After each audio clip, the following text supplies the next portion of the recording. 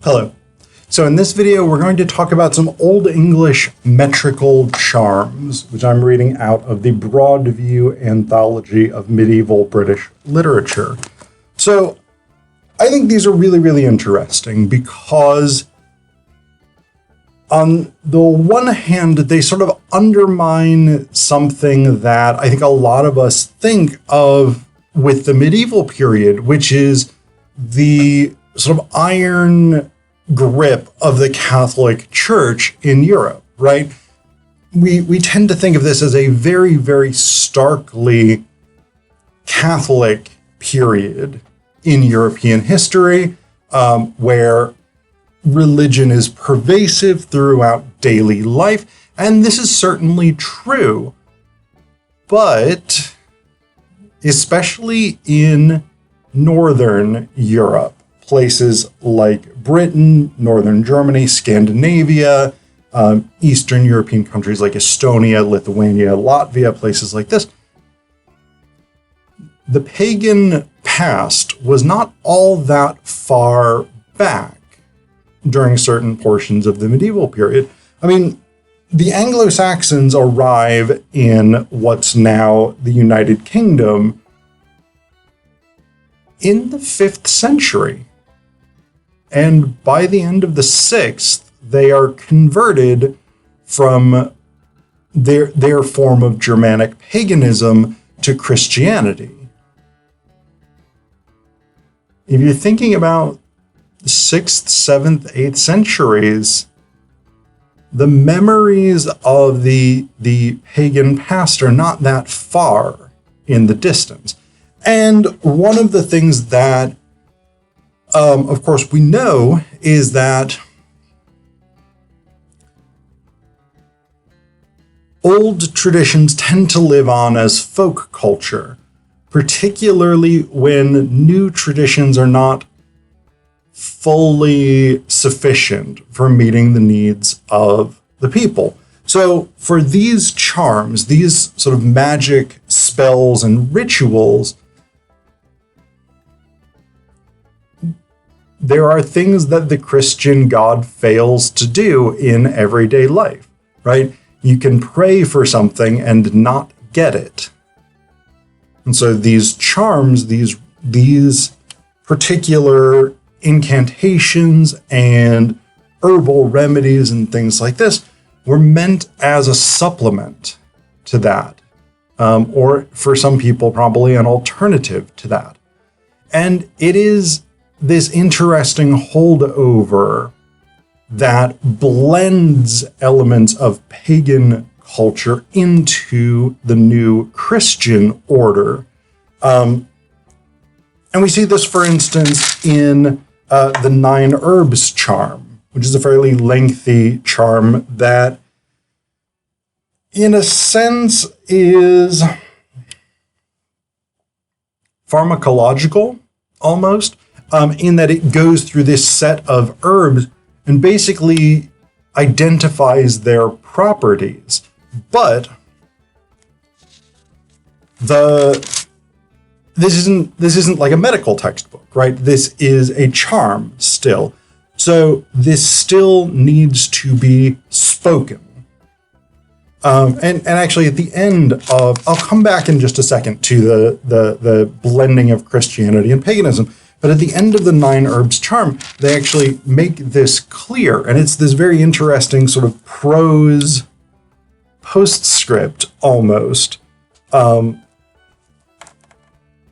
what it says at the end, we go through this thing. We have the traditional sort of Anglo-Saxon metric style, which is lines with a caesura in the middle, so a pause within the middle of the line. So this is very, very standard Anglo-Saxon verse. But then we get this prose bit. Mugwort, plantain that is open to the east, lamb's crest, cockspur grass, mayweed, nettle, crabapple, chervil and fennel, old soap. Work the herbs into a powder, mix with the soap and with the pulp of an apple. Make a paste from water and ashes. Take fennel, boil it in the paste, and bathe with beaten egg when the salve is applied both before and after. Sing the charm over each of the herbs thrice before they are ground up, and also over the apple, and sing the same charm into the man's mouth and into both ears and over the wound before he applies the salve.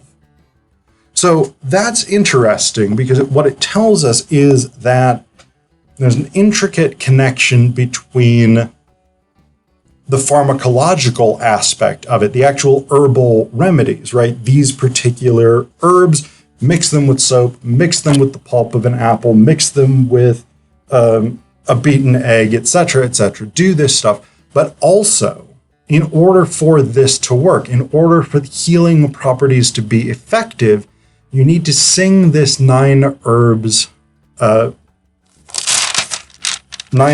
charm repeatedly. There is a ritual to it. And of course, pharmacologically, we know that that makes no difference, right? Whether you sing 2 herbs as you are preparing them has no scientific impact on their medicinal properties. We, of course, know that to be true, but this isn't science.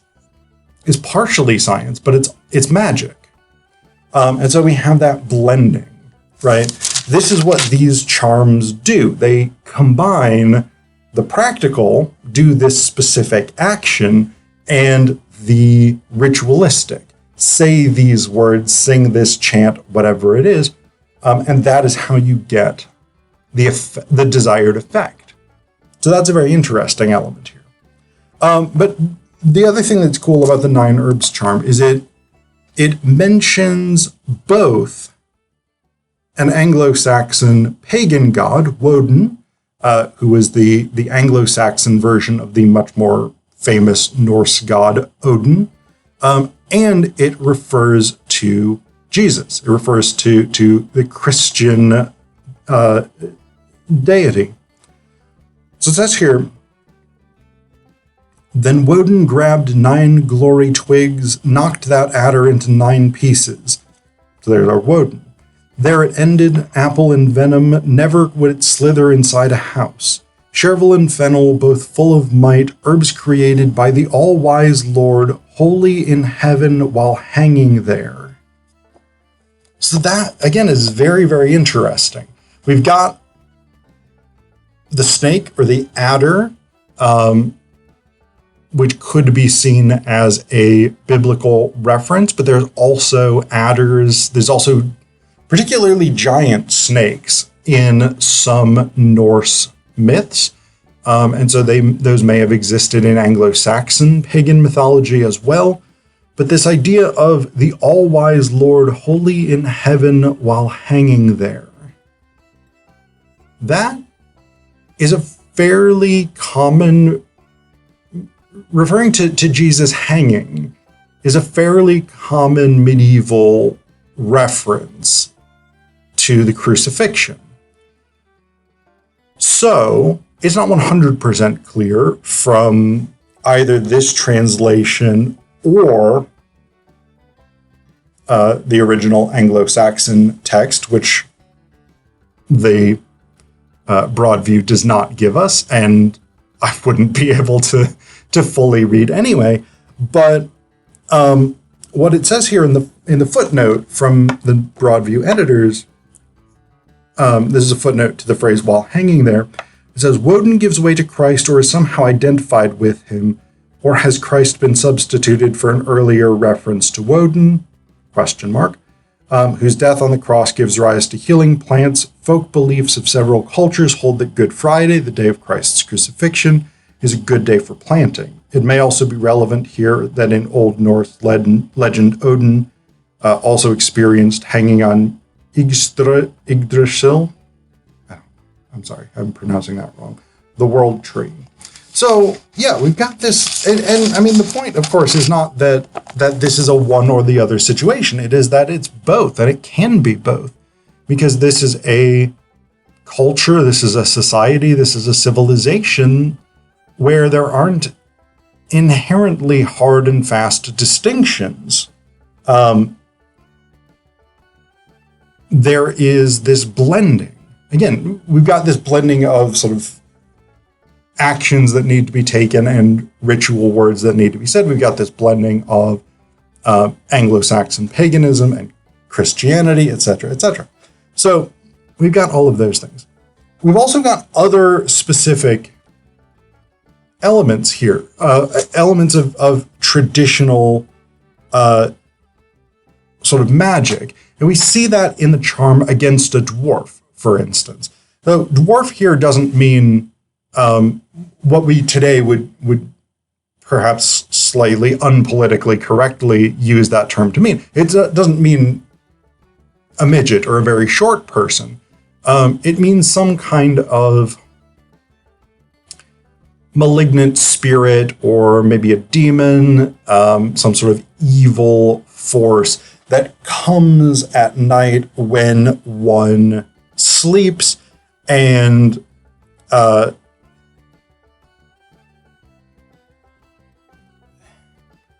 brings sickness or sort of steals life force, something like this. So we've got that. That's what this means here by against a dwarf. So the charm goes like this. Against a dwarf, take 7 little wafers like those one offers at mass. That's a grammatically weird way of translating this, but that is what it says. Take 7 little wafers like those one offers at mass. Oh, okay. Like those someone offers at mass. Okay, so that's one in the sort of sense of second person generic pronoun. Sorry, that threw me off for a second. All right. Against a dwarf, take 7 little wafers like those one offers at mass, and write these names on each wafer: Maximanius, Malchus, Ioannis, Martimianus, Dionysius, Constantinus, Seraphion. Then one should sing the charm that follows here, first in the left ear, then in the right, then over the person's crown, and then have a virgin go in and hang it around his neck, and do so for 3 days, and soon he will be well. So that's the ritual part.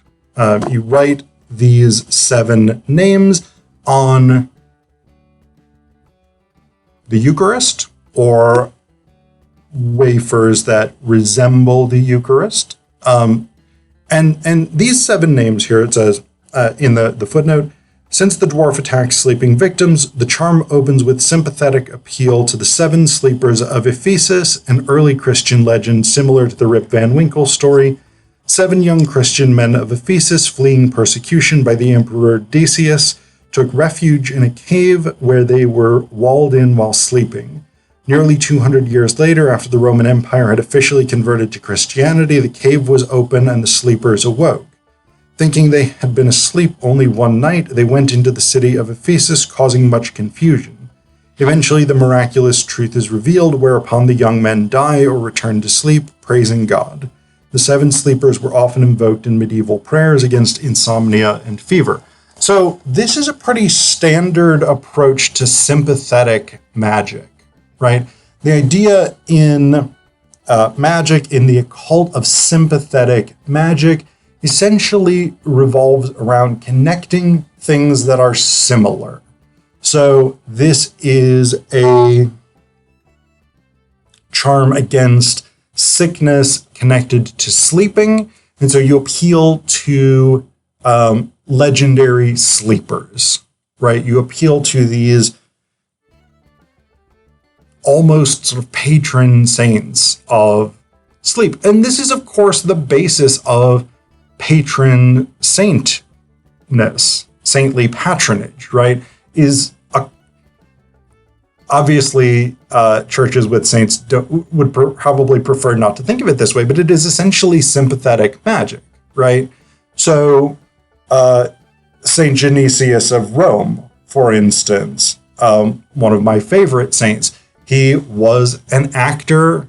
He was a comic actor in the Roman Empire, who then converted to Christianity. He was killed for that.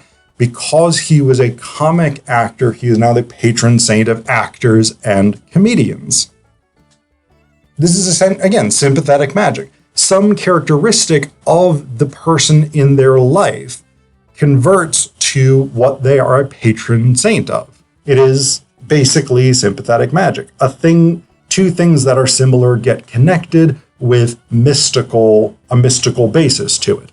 So the appeal to the 7 sleepers of Ephesus makes perfect sense if you are concerned about the quality of your sleep. So we've got that element. We got, again, this ritual element connected to sympathetic magic. We've got the repetition of this charm over and over again. And the charm itself is this.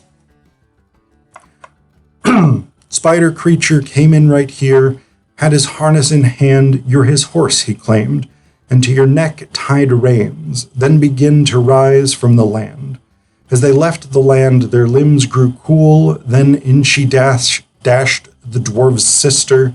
Then she ended it all, and oaths she swore, no hurt would come to harm the sick, nor whoever gets the lore and learns this charm and knows how to chant this charm as well. Amen. Fiat. So it is, again, this sort of, it's a story in this instance.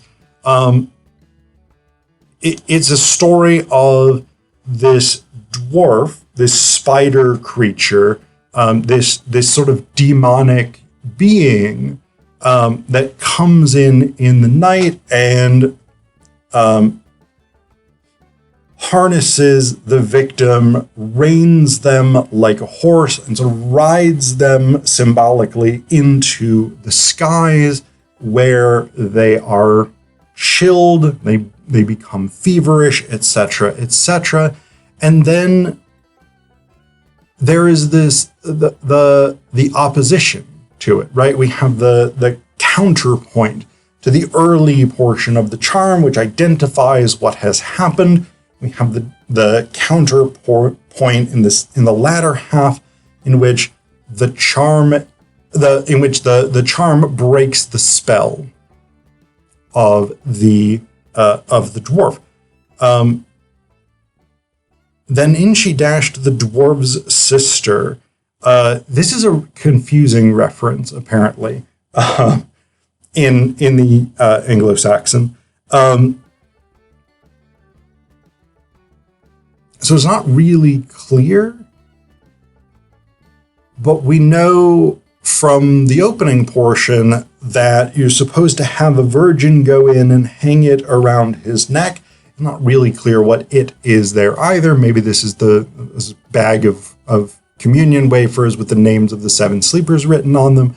But again, ultimately, this is sort of the interesting thing about this, is it represents this almost syncretic approach to Anglo-Saxon paganism and medieval Catholic Christianity. It represents this syncretic approach of, in this case, we don't have herbs, but we have something physically being done with the ritualized chanting. And so we have these sort of dual elements tied together to give power to this form of folk medicine.